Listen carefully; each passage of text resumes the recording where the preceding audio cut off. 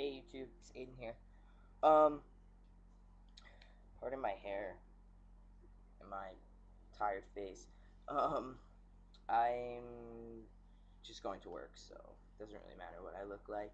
Um, but I did want to make a kind of serious video. I haven't been making videos very often, but I have a few topics that are close to my heart, so I want to talk about them. Um, First off, today I'm going to talk about spotting and bleeding after you've been on testosterone. Um, just recently, I've been on for a year in November, so December, January, February, so 15 months. A year in October, I'm sorry. So 15 months, going out to 16 months. Um, and I experienced some spotting. Of course, beyond the fact of being completely and utterly embarrassed. Um, I mean, if nobody knows, you know what I mean, unless I tell them. Obviously, now you know. But it's really hard when you start spotting. First, I guess I'll get into the medical sense, and then I'll go into the emotional sense. So medically, it's normal for trans people to spot anywhere between your year and 2 year.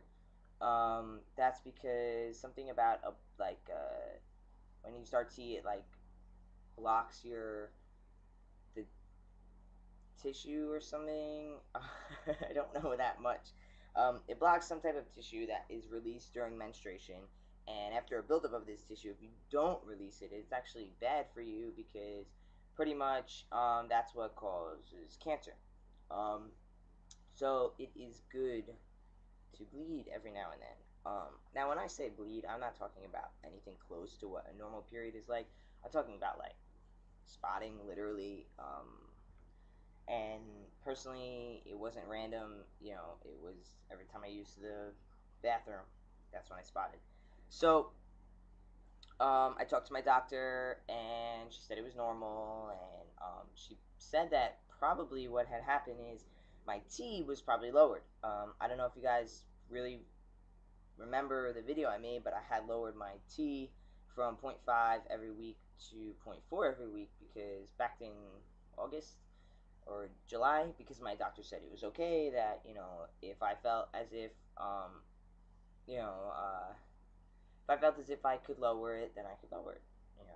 It's up to me. So personally, taking tea is hard enough for me. I don't really like taking it, and I know people get confused by that. Maybe I'll make a video about that too. But I just feel that it's a constant reminder of that I have to take this man-made medicine to make me who I am when I am who I am. But that's a whole nother topic. So pretty much, if I had the opportunity to lower it, I lowered it. And then I was working out, and I've been working out, but over the summer I kind of like slacked off from like June and July. I was kind of slacking, and then August came and I didn't have a membership, so I used like a local gym. And then September came and I got a membership, and I've been going really hard since September. So going hard at the gym plus um, the low dose was pretty much just I was just eating away my tea like crazy. It was just running through it. My body was metabolizing it so much quicker than it was before. So when I kept lowering it, pretty much what happened was it caught up to me. So my doctor said, try upping your tea. So I did. I went back to zero point 0.5, and I actually was doing it on Thursdays. I skipped it to Wednesdays, so I was actually doing it like I did it a day before that week that she told me to do it up. So I did it a day before and zero point 0.1 cc's more. About 4 days after that, I stopped. Haven't had it since. I've taken another shot, two more shots since then. I've done zero point 0.5. I shot these Wednesdays, so I'll keep doing zero point 0.5, and I'll probably stay at zero point 0.5. I don't want that to happen again. But yeah, so medically, it's normal. I freaked out, of course. I think it's only normal for people to freak out. But I talked to my friends, and I got some, calming advice as far as the emotional. And then I called, and then the doctor said it was okay. So I'm good. Emotionally, sucks. Sucks, sucks, sucks. There's no way to get around it. I mean, you know what it is? It's after 15 months of, because when I started taking tea, I stopped completely right away. So after 15 months of not bleeding at all, and then bleeding, you're kind of like, what the fuck? You know what I mean? And there was some cramping that came along with it, and it just makes you feel really uncomfortable. Of course, you know, everyone was reassuring me, oh, you're still a man, blah blah blah, and that's fine because I knew that it's just something like about, you know, working out and putting all this hard effort and taking tea and, you know, all this hard effort into passing and, you know, finally feeling comfortable with myself, and then, you know, and then I gotta freaking deal with this shit. You know what I mean? Like, deal with enough shit on a daily basis with the lifestyle that I lead and, you know, you guys lead.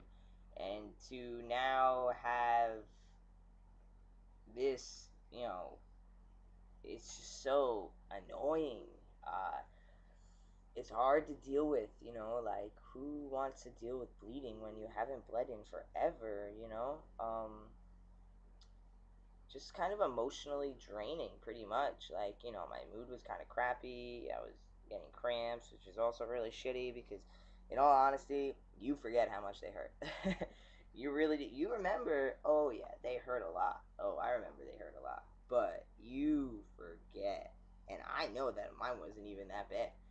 It's just like such an uncomfortable, like, pain. It's not fun at all. I don't think it's made to be fun, but you know, it's just not. I don't know. I don't wish it upon anybody, girl, boy, whoever the fuck you are. But either way, emotionally it sucks. It really did some damage for a few days. I mean, you know, I wasn't like, you know, drinking away or some shit, but you know, every day, you know, it's kind of a little shitty. You know, I had some things to deal with. So, uh, yeah, just don't freak out. I want to make this video because I tried to find a video when I was bleeding about this, and there's nothing out there. There's really not, and you know, I'm more than willing to put my information out there for other people to not bug out, or like, you know, you took your shot yesterday and then all of a sudden you're bleeding, so you're like taking 2 shots in one day or some shit. You know what I mean? That's not what you need to do either.